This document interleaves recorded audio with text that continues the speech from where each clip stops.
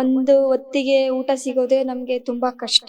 But ನಮಗ್ ground ಇರೋದಿಲ್ಲ. ದಿನಕ್ಕೆ 20,000 10,000 ಆತರ ಕೇಳ್ತಾರೆ. ಬಟ್ ನಮಗ್ ಕೊಡೋ ಆ ಶಕ್ತಿ ಇಲ್ಲ ನಮಗೆ. ಕರ್ನಾಟಕ ಗೌರ್ಮೆಂಟ್ ಸಹ ನಮ್ಗೆ ತುಂಬಾನೇ ಸಪೋರ್ಟ್ ಮಾಡಿದೆ. ಅಪ್ಪ ಸ್ವಲ್ಪ ಸಾಲ ಮಾಡ್ಕೊಂಡಿರೋದ್ರಿಂದ ಬೆಳಿಗ್ಗೆ ಟೈಮು ನಮ್ಮನ್ನ ಏನಾದ್ರು ನೋಡೋದಿಕ್ ಬಂದ್ರೆ ಸಾಲದವ್ರು ಎಲ್ಲಿ ಬಂದು ಮನೆ ಹತ್ರ ಕುತ್ಕೊಳ್ತಾರೆ ಅಂತ ಅಂದ್ಬಿಟ್ಟು ನನ್ನ ಅಪ್ಪ 12 ಗಂಟೆ 11 ಗಂಟೆ ಬಂದ್ಬಿಟ್ಟು ನಮ್ಮನ್ನ ನೋಡ್ಕೊಂಡು ಹೋಗ್ತಾ ಇದ್ದಾರೆ. ಅವರು ಅವತ್ತು ತಲೆ ಬಗ್ಸಿದ್ರು. ಇವತ್ತು ನಾನು ಅವರಿಗೆ ತಲೆ ಎತ್ತಿ ನಿಲ್ಲೋ ತರ ನಾನ್ ಮಾಡಿದ್ದೀನಿ. ನೀನು ಬ್ಲೈಂಡು, ನೀನೇನು ಮಾಡೋದಿಲ್ಲ, ನಿನ್ ಕಣ್ ಕಾಣಿಸಲ್ಲ, ನಿಮ್ಮ ಮಕ್ಕಳಿಗೆ ಮುಂದೆ ಕಳಿಸಿ, ಅವರು ಏನಾದ್ರೂ ಒಂದು ಸಾಧನೆ ಮಾಡೇ ಮಾಡ್ತಾರೆ. ಚೊಚ್ಚಲ T20 ವಿಶ್ವಕಪ್ ಅನ್ನ ಗೆದ್ದಂತಹ ಭಾರತ ದೇಶದ ತಂಡದ ಅಂಧ ಮಹಿಳಾ ಆಟಗಾರ್ತಿ ತಂಡದ ನಾಯಕಿ ದೀಪಿಕಾ TC ಅವರು ನಮ್ಮೊಂದಿಗಿದ್ದಾರೆ. ಅವ್ರನ್ನ ನಾವು ನೇರವಾಗಿ ಮಾತನಾಡ್ತಾ ಹೋಗೋಣ. ಮೊದಲನೇದಾಗಿ ಕಂಗ್ರಾಚುಲೇಷನ್. ತಂಡದ ನಾಯಕಿಯಾಗಿ ಏನ್ ಹೇಳಲಿಕ್ಕೆ ಬಯಸ್ತೀರಿ? ಸರ್, ತುಂಬಾನೇ ಖುಷಿ ಆಗುತ್ತೆ. ಯಾಕಂತಂದ್ರೆ ಪ್ರೌಡ್ ಅನ್ಸುತ್ತೆ ನಮಗೆ. ಫಸ್ಟ್ T20 ವರ್ಲ್ಡ್ ಕಪ್ ನಮಗೆ ಬ್ಲೈಂಡ್ ಕ್ರಿಕೆಟ್. ಅದು ಫಸ್ಟ್ T20 ವರ್ಲ್ಡ್ ಕಪ್ ಅಲ್ಲಿ ನಾವು ಭಾರತಕ್ಕೆ ಕಪ್ ತಗೋ ಬಂದಿರೋದು ನಮಗೆ ತುಂಬಾನೇ ಖುಷಿ ಆಗುತ್ತೆ. ನಮಗೆ ಕ್ಯಾಬಿ ಮತ್ತೆ ಸಮರ್ಥನಂ ಮತ್ತೆ ಮಹಾಂತೇಶ್ ಸರ್ ತುಂಬಾ ಸಪೋರ್ಟಿವ್ ಆಗಿದೆ. ಮತ್ತೆ ಕರ್ನಾಟಕ ಗೌರ್ಮೆಂಟ್ ಸಹ ನಮಗೆ ತುಂಬಾನೇ ಸಪೋರ್ಟ್ ಮಾಡಿದೆ. ಇಂಡಿಯನ್ ಬ್ಯಾಂಕ್ ಆಗಿರ್ಬೋದು, SBI ಬ್ಯಾಂಕ್ ಆಗಿರ್ಬೋದು, lot of support blind cricket. ಮತ್ತೆ ನಾವು ಫಸ್ಟ್ 1 ಮಂತ್ ನಾವು ಡೆಲ್ಲಿಲಿ ಪ್ರಾಕ್ಟೀಸ್ ಮಾಡಿದ್ದು. ಅದಾದ್ಮೇಲೆ ನಮಗೆ ಲೀಗ್ ಮ್ಯಾಚಸ್ ಇದ್ವು. ಡೆಲ್ಲಿಲಿ ನಾವು 2 ಮ್ಯಾಚ್ ಆಡಿದ್ವಿ. ಮತ್ತೆ ಬ್ಯಾಂಗ್ಳೂರಲ್ಲಿ 2 ಮ್ಯಾಚ್ ಆಡಿದ್ವಿ. ಮತ್ತೆ ಒಂದು ಮ್ಯಾಚು 3 ಮ್ಯಾಚ್ ನಮಗೆ ಕೊಲಂಬೋನಲ್ಲಿತ್ತು. ಸೆಮಿಫೈನಲ್ಲು ಫೈನಲ್ಲು ನಾವು ಕೊಲಂಬೋನಲ್ಲಿ ಆಡಿದ್ವಿ. ನಮಗೆ ಸೆಮಿಫೈನಲ್ಲು ಆಸ್ಟ್ರೇಲಿಯಾ ವಿರುದ್ಧ ನಾವು ಸೆಮಿಫೈನಲ್ ಆಡಿದ್ವಿ. ಮತ್ತೆ ಫೈನಲ್ಲು ನಮಗೆ ಬಂದಿದ್ದು ನೇಪಾಳ ವಿರುದ್ಧ ನಾವು ಫೈನಲ್ ಆಡಿದ್ದು. ನಮ್ಮ ಎಲ್ಲ 16 ಜನ ಪ್ಲೇಯರ್ಸು ತುಂಬಾ ಕಷ್ಟ ಕುಟುಂಬ ಸರ್ ಅವ್ರದ್ದೆಲ್ರದ್ದು. ಅಂತಂದ್ರೆ ಒಂದು ಹೊತ್ತಿಗೆ ಊಟ ಸಿಗೋದೇ ನಮ್ಗೆ ತುಂಬಾ ಕಷ್ಟ. ಅಂದ್ರೆ ನಮಗೆ ಸರಿಯಾಗಿ ಇವಾಗ ನಾರ್ಮಲ್ ಕ್ರಿಕೆಟ್ ಅವ್ರಿಗೆಲ್ಲ ಗ್ರೌಂಡ್ ಇರುತ್ತೆ. ಬಟ್ ನಮಗೆ ಗ್ರೌಂಡ್ ಇರೋದಿಲ್ಲ. ಇವಾಗ ಏನಾದ್ರು ನಾವು ಇವಾಗ ಗ್ರೌಂಡ್ ಅಲ್ಲಿ ಏನಾದ್ರು ಪ್ರಾಕ್ಟೀಸ್ ಮಾಡ್ಬೇಕಂದ್ರೆ ದಿನಕ್ಕೆ 20,000 10,000 ಆತರ ಕೇಳ್ತಾರೆ. ಬಟ್ ನಮಗ್ ಕೊಡೋ ಆ ಶಕ್ತಿ ಇಲ್ಲ ನಮಗೆ. ಬಟ್ ನಮಗೆ ಸಮರ್ಥನಂ ಮತ್ತೆ ಕ್ಯಾಬಿ, ನಾವು ಏನೇ ಒಂದು ಇಷ್ಟು ನಾವು ಈ ಸ್ಥಾನದಲ್ಲಿ ಇದ್ದೀವಿ ಅಂತಂದ್ರೆ ಅದು ಸಮರ್ಥನಂ ಕ್ಯಾಬಿನಿ. ಮಹಾಂತೇಶ್ ಸರ್ ಅಂತ ಅದು ಸಮರ್ಥನಂ ನಡೆಸ್ತಾ ಇದ್ದಾರೆ. ನನಗೆ ನನ್ನ ಹೆತ್ತ ತಂದೆ ಒಬ್ರಿದ್ರೆ, ನನಗೆ ಬೆಳೆಸೋ ತಂದೆ ದೇವ್ರು ಕೊಟ್ಟಿದ್ದಾನೆ ನನಗೆ, ಅದು ಮಹಾಂತೇಶ್ ಸರ್. ನಮ್ಮ ಹುಡುಗಿರಿಗೆ ಪರ್ಸನಲ್ ಆಗಿ ಆಗಿರ್ಬೋದು, ಅವರ ಕುಟುಂಬಕ್ಕೆ ತುಂಬಾನೇ ಹೆಲ್ಪ್ ಮಾಡ್ತಾರೆ ಸರ್.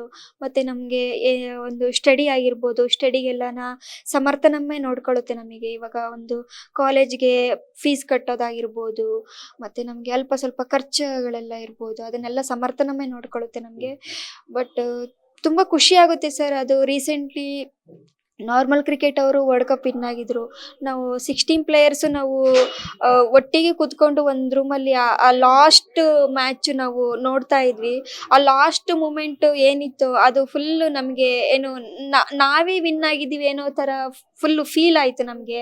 ಮತ್ತೆ ತುಂಬಾ ಎಮೋಷನ್ ಆದ್ವಿ ನಾವೆಲ್ರು. ಅಂತಂದ್ರೆ ನಾವು ವಿನ್ ಆದ್ರೆ ಇದೇ ತರ ಇರುತ್ತಲ್ವಾ ಅಂತಂದ್ಬಿಟ್ಟು. ಬಟ್ ಆವಾಗ್ಲೇ ಎಲ್ಲ ನಾವು ಪ್ಲಾನ್ ಮಾಡ್ಕೊಂಡಿದ್ವಿ. ಅದಾದ್ಮೇಲೆ ನಾವು ಯಾವ ತರ ಪ್ಲಾನ್ ಮಾಡ್ಕೊಂಡಿದ್ವೋ ಅದೇ ತರನೇ ನಾವು ಮ್ಯಾಚ್ ಅಲ್ಲೂ ಕೂಡ ಅಳವಡಿಸ್ಕೊಂಡ್ವಿ. ಬಟ್ ನನ್ನ ಟೀಮಲ್ಲಿ ನನಗೆ ತುಂಬಾನೇ ಸಪೋರ್ಟಿವ್ ಆಗಿದ್ರು ಸರ್ ಎಲ್ರು. ಇವಾಗ ಕೋಚ್ ಆಗಿರ್ಬೋದು, ಮ್ಯಾನೇಜರ್ ಆಗಿರ್ಬೋದು, ಫಿಸಿಯೋ ಆಗಿರ್ಬೋದು, ಮತ್ತೆ ನನ್ನ ಆಲ್ 16 ಪ್ಲೇಯರ್ಸ್ ಆಗಿರ್ಬೋದು. ನಮ್ಮ ಟೀಮಲ್ಲಿ ನಾನೊಬ್ಳೆ ಕ್ಯಾಪ್ಟನ್ ಅಲ್ಲ, ನನ್ನ ಎಲ್ಲ ಒಂದು 16 ಜನನು ನನ್ನ ಟೀಮಲ್ಲಿ ಕ್ಯಾಪ್ಟನ್ಸಿ. ಇವಾಗ ನಾನೇನಾದ್ರೂ ಒಂದು ಡಿಸಿಷನ್ ತಗೋಬೇಕಂತಂದ್ರೆ ನಾನು ಖುದ್ದಾಗಿ ಡಿಸಿಷನ್ ತಗೊಂತಾ ಇರ್ಲಿಲ್ಲ. 16 ಜನ ಹತ್ರ ನಾನು ಮಾತಾಡಿ ಅವರ ಏನು ನನಗೆ ಹೇಳ್ತಾರೋ ಅದನ್ನ ನಾನು ಆ ಸಲಹೆಯನ್ನು ತಗೊಂಡು ನಾನು ಡಿಸಿಷನ್ ತಗೊಂತಾ ಇದ್ದೆ. ಇವಾಗ ನಾವೊಂದು ಗ್ರೌಂಡಲ್ಲಿ ಹೋಗೋದಾಗಿರ್ಬೋದು, ಏನ್ ಮಾಡ್ಬೇಕನ್ನೋದಾಗಿರ್ಬೋದು, ಎಲ್ಲ ನಾವು ಚರ್ಚೆ ಮಾಡಿಕೊಂಡು ನಾನು ಡಿಸಿಷನ್ ತಗೊಳ್ತಾ ಇದ್ದೆ.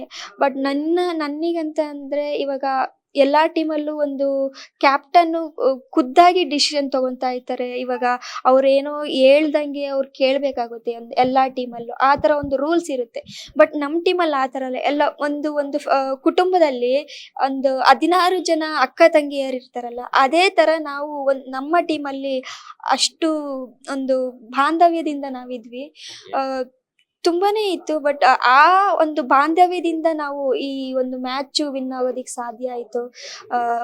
ಈ ಒಂದು ಮ್ಯಾಚ್ ನಾವು ಲಾಸ್ಟ್ ಫೈನಲ್ ಅಲ್ಲಿ ನಾವು ನಮ್ಮ ತಂದೆ ತಾಯಿ ಎಷ್ಟು ಕಷ್ಟ ನಾನು ಪ್ಲೇಯರ್ಸ್ ಹತ್ರ ಎಲ್ಲ ಒಂದೇ ಮಾತು ಹೇಳ್ತಾ ಇದ್ದಿದ್ದು ನಾನು, ನಮ್ಮ ತಂದೆ ತಾಯಿ ಎಷ್ಟು ಕಷ್ಟ ಬೀಳ್ತಾ ಇದ್ದಾರೋ ನಾವು ಅವರಿಗೋಸ್ಕರ ಆಡೋಣ, ನಮ್ಮ ದೇಶಕ್ಕೋಸ್ಕರ ಆಡೋಣ. ಮತ್ತೆ ನಮಗೆ ಹಗಲು ರಾತ್ರಿ ಎಂದೇ ನಮಗೆ ಕೆಲಸ ಮಾಡಿಕೊಟ್ಟಿರೋ ಕ್ಯಾಬಿ ಸಮರ್ಥ, ನಮ್ಮ ಮಹಾಂತೇಶ್ ಸರ್, ಅವರಿಗೋಸ್ಕರ ಆಡೋಣ. ಮತ್ತೆ ನಾವು ನಮ್ಮ ಗಡಿ ಭಾಗದಲ್ಲಿರೋ ನಮ್ಮ ಯೋಧರು ಬಿಸಿಲು ಮಳೆ ಅಂದೆ ನಮ್ಮ ಈ ಒಂದು ನಾವು ಇಷ್ಟು ಸೇಫ್ ಆಗಿದ್ದೀವಿ ಅಂತಂದ್ರೆ ಅವರೇ ಕಾರಣ ನಮಗೆ. ಅವರಿಗೋಸ್ಕರ ಆಡೋಣ ಅನ್ನೋದು ನಾವು ಲಾಸ್ಟ್ ಫೈನಲ್ ಅಲ್ಲಿ ಆ ಒಂದು ತಲೆಯಲ್ಲಿ ಆ ಒಂದು ಕಾನ್ಸೆಪ್ಟ್ ಇಟ್ಕೊಂಡು ನಾವು ಗ್ರೌಂಡಿಗೆ ಇಳಿದಿದ್ದು. ಆ ಒಂದು ಏನು ಕಾನ್ಸೆಪ್ಟ್ ಇತ್ತೋ ಅದು ನಾವು ಗ್ರೌಂಡ್ ಅಲ್ಲಿ ಅಳವಡಿಸ್ಕೊಂಡ್ವಿ. ನಾವು ನಮ್ಮ ದೇಶಕ್ಕೋರ್ಗ ಆಡ್ತಾ ಇದೀವಿ ಅನ್ನೋದು ಅದು ನಮ್ಮ ಎಲ್ಲ ಲಾಸ್ಟ್ ಮೂಮೆಂಟ್ ಅಲ್ಲಿ ಅದೊಂದು ಸ್ವಲ್ಪ ಫೀಲ್. ಇನ್ನ ಭಾರತ ತಂಡವನ್ನ ಪ್ರದರ್ಶಿಸುವಂತದ್ದು, ನೀವು ನಾಯಕಿಯಾಗಿರುವಂತದ್ದು, ಅದರಲ್ಲೂ ಬಹಳ ಮುಖ್ಯವಾಗಿ ನಮ್ಮ ರಾಜ್ಯದ ತುಮಕೂರು ಜಿಲ್ಲೆಯ ಸಿರಾ ತಾಲೂಕಿನ ಹುಲಿಕುಂಟೆ ಮೂಲದವರು. ಏನ್ ಹೇಳ್ತಾರೆ ನಿಮ್ಮ ಸ್ವಗ್ರಾಮದ ಸಾರ್ವಜನಿಕರು, ನಿಮ್ಮ ಸ್ನೇಹಿತರು ಏನ್ ಹೇಳ್ತಾರೆ ವಿಶ್ವಕಪ್ ಅನ್ನ ಗೆದ್ದುಕೊಟ್ಟಿರುವಂತಹ ಒಂದು ಹೆಗ್ಗಳಿಕೆ ಯಾವ ರೀತಿಯಾಗಿದೆ ರೆಸ್ಪಾನ್ಸು? ಸರ್ ತುಂಬಾನೇ ರೆಸ್ಪಾನ್ಸ್ ಆಗಿದೆ. ಬಟ್ ನಾನು ಎಕ್ಸ್ಪೆಕ್ಟ್ ಮಾಡೇ ಇರಲಿಲ್ಲ ಇಷ್ಟು ರೆಸ್ಪಾನ್ಸ್ ಸಿಗುತ್ತೆ ಅಂತ ಅಂದ್ಬಿಟ್ಟು. ಬಟ್ ಜನಗಳಾಗಿರ್ಬೋದು, ನಮ್ಮ ದೇಶದಲ್ಲಿ ಎಲ್ಲ ಸೋಷಿಯಲ್ ಮೀಡಿಯಾ ಆಗಿರ್ಬೋದು, ಮೀಡಿಯಾಗಳಾಗಿರ್ಬೋದು, lot of give the positive response. But ತುಂಬಾನೇ ಖುಷಿ ಆಗುತ್ತೆ. ಇದೇ ಥರ ನಮಗೆ ಇನ್ನು ಹೆಚ್ಚಿಗೆಯಾಗಿ ನಮಗೆ ಸರ್ಕಾರದಿಂದ ಆಗಿರ್ಬೋದು, ಎಲ್ಲ ಕಡೆಯಿಂದ ಆಗಿರ್ಬೋದು, ಇದೇ ಥರ ನಮಗೆ ಸಪೋರ್ಟ್ ಸಿಕ್ಕಿದ್ರೆ ಇನ್ನೂ ನಾವು ನಮ್ಮ ಭಾರತಕ್ಕೆ ನಾವು ಕಪ್ ತಂದು ಕೊಡ್ತೀವಿ ಅಂತ ಹೇಳೋದಕ್ಕೆ ಇಷ್ಟಪಡ್ತೀನಿ. ಬಟ್ ಅದು ಎಕ್ಸ್ಪೆಷಲಿ ನಮ್ಮ ಸಮುದಾಯದಲ್ಲಿ ಎಷ್ಟೋ ಜನ ಇವಾಗ ಹೆಣ್ಮಕ್ಳನ್ನ ಇವಾಗ ಹೊರಗಡೆ ಬಿಡೋದಿಲ್ಲ, ಅದು ಎಕ್ಸ್ಪೆಷಲಿ ನಮ್ಮ ಸಮುದಾಯದಲ್ಲಿ. ಸೊ ನಾನು ಅವ್ರಿಗೆಲ್ಲ ಒಂದೇ ಹೇಳೋದು, ನಿಮ್ಮ ಮಕ್ಕಳನ್ನ ಹೊರಗಡೆ ಕಳಿಸ್ಕೊಡಿ. ಅವರಲ್ಲಿ ಅವರಿಗೆ ಏನು ಇಂಟ್ರೆಸ್ಟ್ ಇರುತ್ತೋ ಅದನ್ನ ಅವರು ಕಂಡ್ಕೊಂಡು ನೀವು ಅದರಲ್ಲೇ ಮುಂದುವರಿಸಿ. ಇವಾಗ ನನ್ನ ತಂದೆ ತಾಯಿ ಅವತ್ತು ಇಲ್ಲ ನೀನು ಹುಡುಗಿ, ನೀನು ಹೊರಗಡೆ ಹೋಗ್ಬೇಡ ಆ ಥರ ಎಲ್ಲ ರಿಸ್ಟ್ರಿಕ್ಷನ್ ಮಾಡಿದ್ರು ನನಗೆ.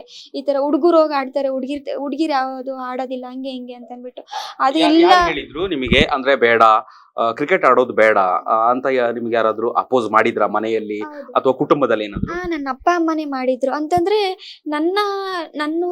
ನನ್ನೂರಲ್ಲಿ ಅದು ಫಸ್ಟ್ ನನಗೆ ನೀನು ಬ್ಲೈಂಡು, ನೀನೇನು ಮಾಡೋದಿಲ್ಲ, ನೀನು ಕಣ್ ಕಾಣಿಸಲ್ಲ ಅಂತ ತುಂಬಾ ಹೀಯಾಳಿಸ್ತಿದ್ರು ನನಗೆ. ನನ್ನ ಅಪ್ಪ ತುಂಬಾ ಕಷ್ಟದಲ್ಲಿ ಇದ್ರು ಅವಾಗ ನಮಗೆ ಒಂದೊತ್ತು ಊಟ ಸಿಗದೆ ತುಂಬಾ ಕಷ್ಟ ಆಗಿತ್ತು ನಮಗೆ. ಆಗ ಅಪ್ಪ ತುಂಬಾ ಸಾಲ ಮಾಡ್ಕೊಂಡಿದ್ರು. ಅವಾಗ ಆ ಅಜ್ಜಿಯವರಲ್ಲಿ ವ್ಯವಸಾಯ, ಇವಾಗ ನಮಗೆ ತಿನ್ನೋದಕ್ಕೆ ರಾಗಿ ಆದ್ರೂ ಬೇಕಲ್ವಾ, ಅದಕ್ಕೆ ನಮ್ದು 2 ಎಕರೆ ಹೊಲ ಇದೆ. ಅದರಲ್ಲಿ ನೀರಿಲ್ಲ ಅಂತಂದ್ರೆ ನಮ್ದು ಫುಲ್ ಏರಿಯಾ ಬಂದು ಡ್ರೈ ಏರಿಯಾ ಬರುತ್ತೆ, ನೀರು ಸಿಗೋದಿಲ್ಲ ಅಲ್ಲಿ. ಅಜ್ಜಿಯೂರಲ್ಲಿ ನೀರಿತ್ತು. ಅಲ್ಲಿ ಹೋಗಿ ಅಪ್ಪ ವ್ಯವಸಾಯ ಮಾಡ್ಕೊಂಡು ನಮಗೆ ರಾಗಿ ತಂದು ಕೊಡ್ತಾ ಇದ್ರು. ಆಗ ನಾವು ರಾಗಿ ಸಮೇತ ನಮ್ಮ ಮನೇಲಿ ಇರ್ತಿರ್ಲಿಲ್ಲ, ಅಷ್ಟು ಕಷ್ಟ ನಮ್ಗೆ. ಅದಾದ್ಮೇಲೆ ಅಪ್ಪ ಸ್ವಲ್ಪ ಸಾಲ ಮಾಡ್ಕೊಂಡಿರೋದ್ರಿಂದ ಬೆಳಿಗ್ಗೆ ಟೈಮು ನಮ್ಮನ್ನ ಏನಾದ್ರು ನೋಡೋದಿಕ್ ಬಂದ್ರೆ ಸಾಲದವ್ರು ಎಲ್ಲಿ ಬಂದು ಮನೆ ಹತ್ರ ಕುತ್ಕೊಳ್ತಾರೆ ಅಂತ ಅಂದ್ಬಿಟ್ಟು ನನ್ನ ಅಪ್ಪ 12 ಗಂಟೆ 11 ಗಂಟೆ ಬಂದ್ಬಿಟ್ಟು ನಮ್ಮನ್ನ ನೋಡ್ಕೊಂಡು ಹೋಗ್ತಾ ಇದ್ರು ರಾತ್ರಿ. ಈಗ ಏನ್ ಅನ್ಸುತ್ತೆ ನಿಮಗೆ? ಇಡೀ ದೇಶವೇ ನಿಮ್ಮನ್ನ ಕೊಂಡಾಡ್ತಾ ಇದೆ. ಈ ಸಂದರ್ಭದಲ್ಲಿ ಏನ್ ಹೇಳಲಿಕ್ಕೆ ಬಯಸ್ತೀರಿ ತಂದೆಗೆ, ಕುಟುಂಬಸ್ಥರಿಗೆ? ಸರ್ ತುಂಬಾನೇ ಪ್ರೌಡ್ ಅನ್ಸುತ್ತೆ. ಯಾಕಂತಂದ್ರೆ ಅಷ್ಟು ಅಪ್ಪ ಅಮ್ಮ ಅಷ್ಟು ಕಷ್ಟ ಬಿದ್ದಿದ್ದಾರೆ. ಅವರಿಗೊಂದು ಹೆಸರು, ಅವರು ಅವತ್ತು ತಲೆ ಬಗ್ಸಿದ್ರು, ಇವತ್ತು ನಾನು ಅವರಿಗೆ ತಲೆ ಎತ್ತಿ ನಿಲ್ಲೋ ತರ ನಾನು ಮಾಡಿದ್ದೀನಿ. ಅದು ತುಂಬಾ ಪ್ರೌಡ್ ಅನ್ಸುತ್ತೆ ಸರ್. ಯಾಕಂತಂದ್ರೆ ನಾನು ನನ್ನೂರು ಬಂದು ನಂದು ಗಡಿ ಭಾಗ ಬರುತ್ತೆ, ನನ್ನ ಆಂಧ್ರ ಬರುತ್ತೆ ನನ್ನೂರು ಬಂದು. ನಾನು ಎಲ್ಲ ಓದಿದ್ದೆಲ್ಲ ನಾನು ಕರ್ನಾಟಕದಲ್ಲೇ ಓದಿದ್ದು. ಸೊ ನಾನು ಇವಾಗ ರೆಪ್ರೆಸೆಂಟ್ ಮಾಡ್ತಾ ಇರೋದು ನನ್ನ ಕರ್ನಾಟಕ ಟೀಮ್ಗೆ. ನಾನು ಯಾವಾಗ್ಲೂ ಮುಂದೇನೂ ಕರ್ನಾಟಕ ಟೀಮಿಗೆ ಆಡ್ತೀನಿ. ನಾನು ಯಾವಾಗ್ಲೂ ದೇಶಕ್ಕೋಸ್ಕರ ಆಡ್ತೀನಿ, ನಾನು ಕರ್ನಾಟಕ ಟೀಮಿಗೆ ಆಡ್ತೀನಿ. ಯಾವಾಗ್ಲೂ ನಾನು ಕರ್ನಾಟಕ ಚಿರಋಣಿಯಾಗಿರ್ತೀವಿ ಸರ್. Yes, okay. ಭಾರತ ತಂಡವನ್ನ ಪ್ರತಿನಿಧಿಸುವಂತದ್ದು, ನಾಯಕಿಯಾಗಿ ಇಲ್ಲಿ ಆಟ ಆಡುವಂತದ್ದು, ಕರ್ನಾಟಕ ಮೂಲದವಳು ಅಂತ ಹೇಳಿ ಅಲ್ಲಿ ಗುರುತಿಸ್ಕೊಂಡಾಗ ಹೇಗೆ ರೆಸ್ಪಾನ್ಸ್ ಮಾಡ್ತಾ ಇದ್ರು ಅಲ್ಲಿ ಎಲ್ಲರೂ ಕೂಡ? ಕೋಚ್ ಆಗಿರ್ಬೋದು, ಸಹ ಆಟಗಾರರಾಗಿರ್ಬೋದು, ಹೇಗೆ ಸಿಕ್ಕಿತ್ತು ನಿಮಗೆ ರೆಸ್ಪಾನ್ಸು? ನಾನು ಕರ್ನಾಟಕ ಮೂಲದವರು ಅನ್ನುವಂಥದ್ದು 3 ಜನ ಇರುವಂತದ್ದು ನೀವು ಅಲ್ವಾ? ಸರ್ ನನ್ನ ಊರು ಬಂದ್ಬಿಟ್ಟು ಇವಾಗ ಫಸ್ಟ್ ಇದ್ದಿದ್ದು ಅನಂತಪುರ ಜಿಲ್ಲೆ ಇತ್ತು ನಮ್ಮದು. ಇವಾಗ ಸತ್ಯಸಾಯಿ ಜಿಲ್ಲೆ ಆಗಿದೆ. ಸತ್ಯಸಾಯಿ ಜಿಲ್ಲೆ ಮಡಾಕ್ಷಿರ ತಾಲೂಕು, ಅಮರಾಪುರ ಮಂಡಲ, ಹೇಮಾವತಿ ಪಂಚಾಯತಿ, ತಂಬಳಹಟ್ಟಿ ನಮ್ದು ಗ್ರಾಮ ಬರೋದು. ಒಂದು 300 ಮೀಟರ್ಸ್ ಬಂದ್ರೆ ನಮಗೆ ಕರೈತಿಮ್ನಳ್ಳಿ ಸಿಗುತ್ತೆ. ಸೊ ಹಂಗಾಗಿ ನನಗೆ ಯಾವುದೇ ಬಾಂಧವ್ಯ, ನನಗೆ ಅದು ಬೇರೆ ಇದು ಬೇರೆ ಅಂತ ನನಗೆ ಯಾವತ್ತು ನನಗೆ ಅದು ಬೇರೆ ಸ್ಟೇಟು ಈ ಬೇರೆ ಸ್ಟೇಟು ನನಗೆ ಯಾವುದೇ ಥರ ನನಗನ್ಸಿಲ್ಲ. ನನಗೆ ಆಂಧ್ರ ಮತ್ತು ಕರ್ನಾಟಕ ಒಂದು 2 ಕಣ್ಣಿದ್ದಂಗೆ ನನಗೆ. ಇವಾಗ ನಾನು ಆಂಧ್ರದವಳು ಅನ್ನೋದು ಹೇಳೋದಿಕ್ಕಾಗಲ್ಲ, ನಾನು ಕರ್ನಾಟಕ ಅಂತಲೂ ಹೇಳೋದಿಕ್ಕಾಗಲ್ಲ. ನಾನು ಹುಟ್ಟು ಬೆಳೆದಿದ್ದು ನಾನು ಆಂಧ್ರದಲ್ಲಿ. ಇವಾಗ ನಾನು ಈ ಮಟ್ಟ ಒಂದು ಸ್ಥಾನ ನನಗೆ ಕೊಟ್ಟಿದೆ ಅಂತಂದರೆ ಅದು ಕರ್ನಾಟಕ. ನಾನು ಯಾವತ್ತೂ ಕರ್ನಾಟಕನ ಬಿಟ್ಕೊಡೋದಿಲ್ಲ ನಾನು. ಮತ್ತು ನಮಗೆ ಸಿದ್ದರಾಮಯ್ಯ ಸರ್ ರೀಸೆಂಟ್ಲಿ ನಾವು ವಿನ್ ಆಗಿ ಬಂದಾದಮೇಲೆ ನಮಗೆ ಆನರ್ ಮಾಡಿದರು ಸಿದ್ದರಾಮಯ್ಯ ಸರ್. ಮತ್ತು ನಮಗೆ ಕರ್ನಾಟಕ 3 ಜನ ಹೆಣ್ಮಕ್ಳಿಗೂ 10 ಲಕ್ಷ ಅನೌನ್ಸ್ ಮಾಡಿ, ಮತ್ತು ಬೇರೆ ಸ್ಟೇಟ್ ಪ್ಲೇಯರ್ಸ್ಗೂ ಸಹ 2 ಲಕ್ಷ ಅನೌನ್ಸ್ ಮಾಡಿಬಿಟ್ಟು, ಮತ್ತು ನಮ್ಮ ಕರ್ನಾಟಕ ತಂಡದವರಿಗೆ ಗೌರ್ಮೆಂಟ್ ಜಾಬ್ ಸಹ ಕೊಡ್ತೀನಿ ಅಂತ ಹೇಳಿದ್ದಾರೆ. ಇದೇ ಥರ ನಮಗೆ ಇನ್ನೂ ಎಷ್ಟು ಸಪೋರ್ಟ್ ಮಾಡ್ತಾರೋ ಅದೇ ಥರ ನಾವು ಇನ್ನೂ ನಮ್ಮ ಜೂನಿಯರ್ಸು ಎಲ್ಲ ಪ್ಲೇಯರ್ಸ್ ಇದ್ದಾರಲ್ಲ, ಅವರು ಇನ್ನೂ ಮುಂದೆ ಬರ್ತಾರೆ. ಈ ಥರ ಎಲ್ಲ ಸಪೋರ್ಟ್ ಎಲ್ಲ ಸಿಗ್ತಾ ಇದೆ, ಈ ಥರ ಫೆಸಿಲಿಟಿ ಎಲ್ಲ ಸಿಗ್ತಾ ಇದೆಯಲ್ಲ, ನಾವು ಹೋಗಿ ಪಾರ್ಟಿಸಿಪೇಟ್ ಮಾಡೋಣ, ನಾವು ಆಡೋಣ ಅಂತ ಇನ್ನು ಹೆಚ್ಚಿಗೆ ಜನ ಮುಂದೆ ಬಂದು ಪಾರ್ಟಿಸಿಪೇಟ್ ಮಾಡ್ತಾರೆ. ಮತ್ತು ಸಮಾಜದಲ್ಲಿ ಏನೋ ಒಂದು ಅಂಧತ್ವವನ್ನು ಒಂದು ಕೆಳಮಟ್ಟದಲ್ಲೇ ನೋಡ್ತಾರೆ. ಇವಾಗ ಅವ್ರಿಗೆ ಏನೂ ಆಗೋದಿಲ್ಲ ಅಂತಂದರೆ ತಂದೆ ತಾಯಿಯೂ ಸಹ ಇವಾಗ ಸಮಾಜದಲ್ಲಿ ಎಷ್ಟೋ ಇವಾಗ ಸಿಚುವೇಶನ್ ನೋಡ್ತಾ ಇರ್ಬೋದು, ತುಂಬ ಚೆನ್ನಾಗಿಲ್ಲ ಇವಾಗ. ಸೊ ತಂದೆ ತಾಯಿ ಸಹ ತುಂಬ ಭಯ ಪಡ್ತಾರೆ. ಅಯ್ಯೋ ಇವಾಗ ಕಾಣ್ದವ್ರೆ ಎಷ್ಟೋ ಜನ ಭಯ ಪಡ್ತಾರೆ ಎಲ್ಲಾದರೂ ಹೋಗೋದಿಕ್ಕೆ. ಇವಾಗ ಅವಳಿಗೆ ಕಾಣಿಸಲ್ಲ, ಅಪ್ಪ ಅಮ್ಮನೂ ಸಹ ಅವಳಿಗೆ ಕಾಣಿಸಲ್ಲ, ಏನು ಮಾಡ್ತಾಳೋ ಏನೋ ಅನ್ನೋದೊಂದು ಭಯ ಇರುತ್ತೆ. ಒಂದು ಸಮಾಜಕ್ಕೆ ನಾನು ಒಂದೇ ಹೇಳೋದು, ನಾವು ಸಹ ಏನಾದರೂ ಒಂದು ಖಂಡಿತ ನಾವು ಒಂದು ಸಾಧನೆ ಮಾಡೇ ಮಾಡ್ತೀವಿ. ನಾವು ಅದು ಎಕ್ಸಾಂಪಲ್ ಆಗಿ ನಾವು 3 ಜನ ಕರ್ನಾಟಕ ಪ್ಲೇಯರ್ಸ್ ಇದ್ದೀವಿ, ಮತ್ತು ನಾವು 16 ಪ್ಲೇಯರ್ಸ್ ಎಲ್ಲ ಸ್ಟೇಟಿಂದ ಪ್ಲೇಯರ್ಸ್ ಇದ್ದಾರೆ. ನಿಮ್ಮ ಸ್ವಲ್ಪ ಒಂದು ಮೈಂಡ್ನೆಸ್ ಸ್ವಲ್ಪ ಚೇಂಜ್ ಮಾಡಿಕೊಳ್ಳಿ. ನಾವು ಸಹ ಅದು ಡಿಸೇಬಿಲಿಟಿ ಇದೆಯಲ್ಲ, ಡಿಸೇಬಿಲಿಟಿ ಅಲ್ಲ ಅದು, ನಾವು ಎಬಿಲಿಟಿ, ನಾವು ಪ್ರೂವ್ ಮಾಡ್ತೀವಿ. ನಾವು ಏನಾದರೂ ಒಂದು ಸಾಧನೆ ಮಾಡಿ ತೋರಿಸ್ತೀವಿ. ಆ ಸಾಧನೆ ಮಾಡಿ ತೋರಿಸೋದಕ್ಕೆ ಇವಾಗ ನಾವೇ ಎಕ್ಸಾಂಪಲ್ ಆಗಿದ್ದೀವಿ, ನಾವು ಸಾಧನೆ ಮಾಡಿದ್ದೀವಿ ನಾವು. Yes, okay. ಇನ್ನ ದೇಶದ ಹೆಮ್ಮೆಯ ಪ್ರಧಾನಿಯವರು ಕೂಡ ನಿಮಗೆ ಅಭಿನಂದನೆ ತಿಳಿಸಿದ್ದಾರೆ. ಏನ್ ಹೇಳಲಿಕ್ಕೆ ಬಯಸ್ತೀರಿ ಈ ಸಂದರ್ಭದಲ್ಲಿ? ನನಗೆ ಒಂದು ಡ್ರೀಮ್ ಆಗಿತ್ತು ನನಗೆ ಚಿಕ್ಕ ವಯಸ್ಸಿನಿಂದ. ಅಂದರೆ ನಾನು ಪೇಪರ್ನಲ್ಲಿ ಟಿವಿನಲ್ಲಿ ಎಲ್ಲ ನೋಡ್ತಾ ಇದ್ದೆ ನರೇಂದ್ರ ಮೋದಿ ಸರ್ನ. ಅದು ನಾನು ಡೈರೆಕ್ಟಾಗಿ ಹೋಗಿ ಅವರ ಶೇಕ್ ಹ್ಯಾಂಡ್ ತಗೊಂಡು ಅವ್ರ ಪಕ್ಕದಲ್ಲಿ ನಿಂತ್ಕೊಂಡು, ಅದು ಒಂದು ಅದೃಷ್ಟ ನಮಗೆ ಅವ್ರ ಪಕ್ಕದಲ್ಲೇ ನಿಂತ್ಕೊಳ್ಳೋದಕ್ಕೆ. ಅದು ನಾವು ಪುಣ್ಯ ಮಾಡಿದ್ವಿ ಅನಿಸುತ್ತೆ. ನನ್ನ ಅಪ್ಪ ಅಮ್ಮ ಎಷ್ಟು ಪುಣ್ಯ ಮಾಡಿದ್ರು, ಅವರ ಪುಣ್ಯ ನನಗೆ ಈ ಜನ್ಮದಲ್ಲಿ ನನಗೆ ಸಿಗ್ತಾ ಇದೆ ಅನಿಸುತ್ತೆ ನನಗೆ. ಬಟ್ ನನಗೆ ನಮ್ಮ ಎಲ್ಲ ಟೀಮ್ ಜೊತೆನೂ ಸಹ ನಮ್ಮ ಅಪ್ಪ, ಇವಾಗ ನನ್ನ ಸ್ವಂತ ಅಪ್ಪ ಯಾವ ಥರ ನಮ್ಮ ಜೊತೆ ಮಾತಾಡ್ತಾರೋ ಅದೇ ಥರ ನಮ್ಮ ನರೇಂದ್ರ ಮೋದಿ ಸರ್ ಸಹ ನಮ್ಮ ಜೊತೆ ಅದೇ ಥರ ಮಾತಾಡಿದ್ರು. ಮತ್ತು ಲಡ್ಡು ನಮಗೆ ಅದು ಎಲ್ಲ ಪ್ಲೇಯರ್ಸ್ಗೂ ಬಾಯಿಗೆ ತಿನ್ಸಿದ್ರು. ತುಂಬಾ ಖುಷಿ ಆಯಿತು. ಅದು ನಾವು ಎಲ್ಲ ಸರ್ ಈ ಥರ ಊರಲ್ಲಿ ಎಲ್ಲ ಪ್ಲೇಯರ್ಸ್ ಈ ಥರ ಊರಲ್ಲಿ ಮಾತಾಡ್ತಾ ಇದ್ದಾರೆ, ನಿನ್ಗೇನು ಆಗಲ್ಲ, ನಿನಗೆ ಕಾಣಿಸಲ್ಲ ಅಂತ ಹೇಳ್ತಾ ಇದ್ದಾರೆ ಅಂತ ನಾವು ಅವ್ರ ಹತ್ರ ಹೇಳಿದ್ವಿ.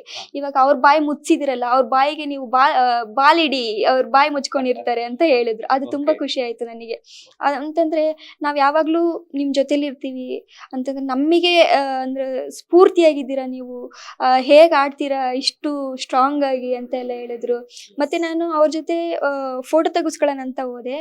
ಆಗ ನೀನು ಸಾಂಗ್ ಆಡ್ತೀಯಂತೆ ಅಂತ ಕೇಳಿದ್ರು. ಆಗ ನನಗೆ ಒಂದು ಕ್ಷಣ ನಾನು ಶಾಕ್ ಆದೆ ನಾನು. ಅಂತಂದರೆ ಸರಿಗೆ ಹೇಗೆ ಗೊತ್ತಾಯಿತು ಏನು ಅಂತಂದ್ಬಿಟ್ಟು ನಾನು ಅದಾದಮೇಲೆ ಸರ್ ನಿಮ್ಗೆ ಹೇಗೆ ಗೊತ್ತಾಯಿತು ಸರ್ ಅಂತ ಕೇಳಿದಾಗ ನಾನೆಲ್ಲ ತಿಳ್ಕೊತಾ ಇರ್ತೀನಿ ಅಂತಂದ್ರಲ್ಲ, ಅದು ಒಂದು ತುಂಬ ಹೆಮ್ಮೆ ಅನಿಸ್ತು ನನಗೆ. But it's really I proud ನನಗೆ ತುಂಬ ಒಂದು ಲೈಫ್ ಲಾಂಗ್ ಒಂದು ಮೆಮೊರಿಯಾಗಿ ಒಂದು ಬೆಸ್ಟ್ ಡೇ ಅಂತ ಹೇಳಿದ್ರೆ ನಾನು ಅದನ್ನೇ ಅಂತ ಹೇಳ್ತೀನಿ ನಾನು. Yes, okay. ನಿಮ್ಮ ಸಾಧನೆಯನ್ನ ಇಡೀ ದೇಶವೇ ಕೊಂಡಾಡ್ತಾ ಇದೆ. ಇವತ್ತು ಬಹಳ ಮುಖ್ಯವಾಗಿ ಕಾಡುಗೊಲ್ಲ ನಿಗಮದ ಅಧ್ಯಕ್ಷರು ಮಹೇಶ್ ಅವರು ನಿಮ್ಮನ್ನ ಗುರುತಿಸಿದಿ, ಅಭಿನಂದನೆ ಮಾಡಿದ್ರು, ಸನ್ಮಾನ ಮಾಡಿದ್ರು. ಈ ಸಂದರ್ಭದಲ್ಲಿ ಏನ್ ಹೇಳಲಿಕ್ಕೆ ಬಯಸ್ತೀರಿ ಮಹೇಶ್ ಅವರಿಗೆ? ಮಹೇಶ್ ಸರು ತುಂಬಾನೇ ಚೆನ್ನಾಗಿ ರಿಸೀವ್ ಮಾಡ್ಕೊಂಡ್ರು ನಮಗೆ. ಮತ್ತೆ ನಾನು ವಿನ್ ಆದ ತಕ್ಷಣ ನನಗೆ ಕಾಲ್ ಮಾಡಿಬಿಟ್ಟು ಅಭಿನಂದನೆಗಳನ್ನು ಸಹ ತಿಳಿಸಿದ್ರು ನನಗೆ. ಮತ್ತೆ ಇದೇ ಥರ ನಮ್ಮ ಸಮುದಾಯದಿಂದ ಇನ್ನೂ ಮುಂದೆ ಬರಲಿ ಎಲ್ಲರೂ ಹೆಣ್ಮಕ್ಳು, ಇನ್ನು ನಂತರನೇ ಇನ್ನೂ ಹೆಚ್ಚಿಗೆಯಾಗಿ ಸಾಧನೆ ಮಾಡಲಿ ಅಂತ ನಾನು ಕೇಳ್ಕೊತೀನಿ ಸರ್. ಹಾಗೆ ನಮ್ಮೊಂದಿಗೆ ಕಾಡುಗೊಲ್ಲ ನಿಗಮದ ಅಧ್ಯಕ್ಷರು ಮಹೇಶ್ ಅವರು ಕೂಡ ನಮ್ಮೊಂದಿಗಿದ್ದಾರೆ. ಅವ್ರನ್ನ ನಾವು ಮಾತನಾಡಿಸ್ತಾ ಹೋಗೋಣ. ಸರ್, ನೀವು ಹೇಳ್ತಾ ಇದ್ರಿ ಮಾತನಾಡುವಾಗ ಈಗಾಗಲೇ ಏನು ದೀಪಿಕಾ ಟಿ.ಸಿ ಆಗಿರ್ಬೋದು, ಹಾಗೆ ಶಿವಮೊಗ್ಗದ ಕಾವ್ಯ ಮತ್ತೆ ತುಮಕೂರಿನ ಮೂಲದ ಕಾವ್ಯ ಅವರು ಕೂಡ ಅವ್ರನ್ನ ಅಭಿನಂದಿಸಿದಿರಿ, ಇವತ್ತು ಸನ್ಮಾನ ಮಾಡಿದ್ರಿ. ಈ ಸಂದರ್ಭದಲ್ಲಿ ಎಲ್ಲರೂ ಕೂಡ ಒಟ್ಟಿಗೆ ಇರುವಂತದ್ದು ಏನ್ ಹೇಳಲಿಕ್ಕೆ ಬಯಸ್ತೀರಿ ಈ ಸಂದರ್ಭದಲ್ಲಿ? ನೋಡಿ, ಪ್ರಪ್ರಥಮವಾಗಿ ನಾನು ಅವ್ರಿಗೆ ಶುಭಾಶಯಗಳನ್ನ ತಿಳಿಸ್ತೀನಿ. ಶುಭಾಶಯ ಅಂತ ಹೇಳಿದ್ರೆ ನಿಜವಾಗ್ಲೂ ಇದೊಂದು ಸಡಗರ ಹಬ್ಬದ ಒಂದು ವಾತಾವರಣ ಸೃಷ್ಟಿ ಮಾಡಿದ್ದಾರೆ ಹೆಣ್ಮಕ್ಳು, ನಮ್ಮ ಹೆಣ್ಮಕ್ಳು.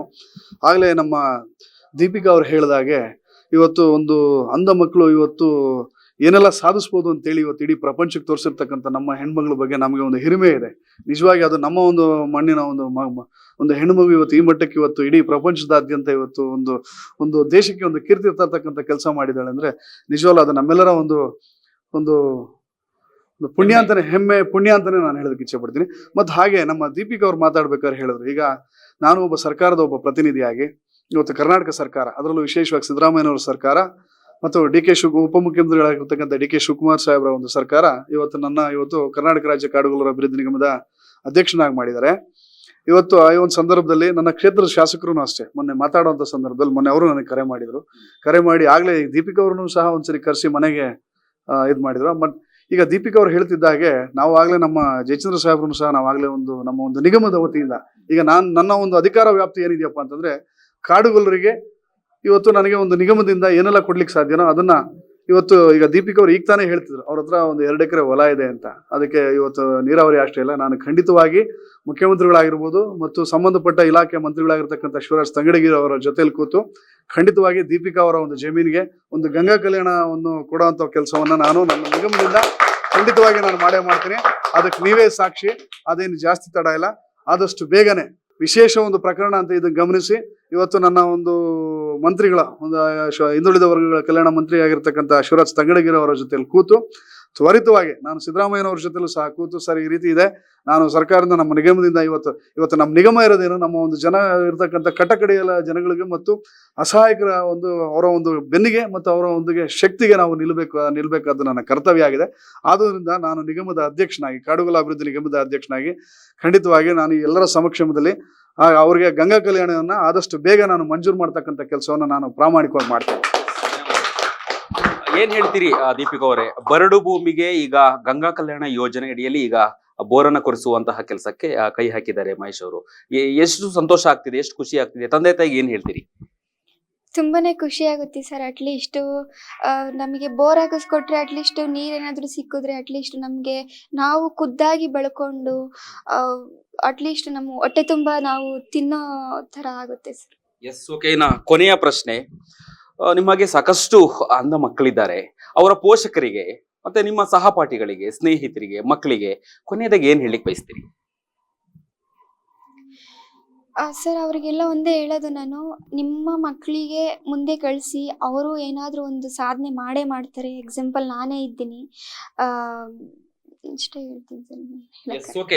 ಸರ್ಕಾರಕ್ಕೆ ಏನಾದ್ರು ಹೇಳೋದಿದ್ಯಾ, ಮುಖ್ಯಮಂತ್ರಿಗಳಿಗೆ ಅಥವಾ ನಿಮ್ಮ ಸ್ಥಳೀಯ ಶಾಸಕರಿಗೆ ಏನಾದ್ರು ಹೇಳಲಿಕ್ಕಿದೆಯಾ, ಜನಪ್ರತಿನಿಧಿಗಳಿಗೆ? ಸರ್, ಆಲ್ರೆಡಿ ಕರ್ನಾಟಕ ಸರ್ಕಾರ ಅನೌನ್ಸ್ ಮಾಡಿದೆ ನಮಗೆ. ನಾನು ಅದು ಯಾವುದೇ ಥರ ಅದು ವಿರುದ್ಧವಾಗಿ ಹೋಗೋದಿಲ್ಲ ನಾನು. ಯಾಕಂತಂದರೆ ಕರ್ನಾಟಕ ಸರ್ಕಾರ ಆಲೇ ನಮಗೆ ತುಂಬಾ ಸಪೋರ್ಟ್ ಮಾಡಿದೆ ನಮಗೆ. ಸೊ ಇದೇ ಥರ ಯಾವಾಗಲೂ ಸಪೋರ್ಟ್ ಮಾಡ್ತಾ ಇರಿ ಸರ್. ಇನ್ನೂ ನಾವು ಕರ್ನಾಟಕಕ್ಕೆ ಇನ್ನೂ ತುಂಬ ಹೆಸರು ತಂದು ಕೊಡ್ತೀವಿ. ಮತ್ತು ನಮ್ಮ ಭಾರತಕ್ಕೂ ಸಹ ಇನ್ನೂ ತುಂಬ ನಾವು ಕಪ್ಗಳನ್ನು ತಂದು ಕೊಡ್ತೀವಿ. ಭಾರತಕ್ಕೆ ಮತ್ತು ಕರ್ನಾಟಕಕ್ಕೆ ಇನ್ನೂ ಹೆಚ್ಚಿಗೆ ಹೆಸರನ್ನು ತಂದು ಕೊಡ್ತೀವಿ. ಎಸ್, ಧನ್ಯವಾದ. ಇದಿಷ್ಟು ದೀಪಿಕಾ ಟಿ.ಸಿ ಅವರ ಮಾತುಗಳಾಗಿತ್ತು. ಕ್ಯಾಮರಾ ಪರ್ಸನ್ ಉಲ್ಲಾಸ್ ಜೊತೆ ಅಭಿಜಿತ್ ಗಣೇಶ್, ಕರ್ನಾಟಕ ಟಿವಿ, ಬೆಂಗಳೂರು. ನೀವು ಸಣ್ಣ ಆಗ್ಬೇಕಲ್ವಾ? ಅದು ಒಂದು ಉತ್ತಮ ಆಹಾರದಿಂದ ಸಣ್ಣ ಆಗ್ಬೇಕಲ್ವಾ? ಪ್ರತಿದಿನ ನಮ್ಮ ಜೀನಿ ಸ್ಲಿಮ್ ನ ಯೂಸ್ ಮಾಡಿ ಯಾವುದೇ ಸೈಡ್ ಎಫೆಕ್ಟ್ ಇಲ್ದಂಗೆ ನೀವು ಸಣ್ಣ ಆಗ್ತೀರಾ. ನಿಮಗೆ ಮಾಧ್ಯಮದಲ್ಲಿ ಕೆಲಸ ಮಾಡುವ ಆಸಕ್ತಿ ಇದೆಯಾ? ಹಾಗಾದ್ರೆ ಕರ್ನಾಟಕ ಟಿವಿ ಡಿಜಿಟಲ್ ಮೀಡಿಯಾದಲ್ಲಿದೆ ನಿಮಗೆ ಒಳ್ಳೆಯ ಅವಕಾಶ. ಆಯ್ಕೆಯಾದವರಿಗೆ ಉಚಿತ ತರಬೇತಿ ಕೊಡ್ತೀವಿ. ತರಬೇತಿ ನಂತರ ಕೆಲಸ ಮಾಡುವ ಅವಕಾಶನೂ ಕೊಡ್ತೀವಿ. ಈ ಕೂಡಲೇ ನಿಮ್ಮ ಮಾಹಿತಿಯನ್ನ ಮೇಲ್ ಮಾಡಿ.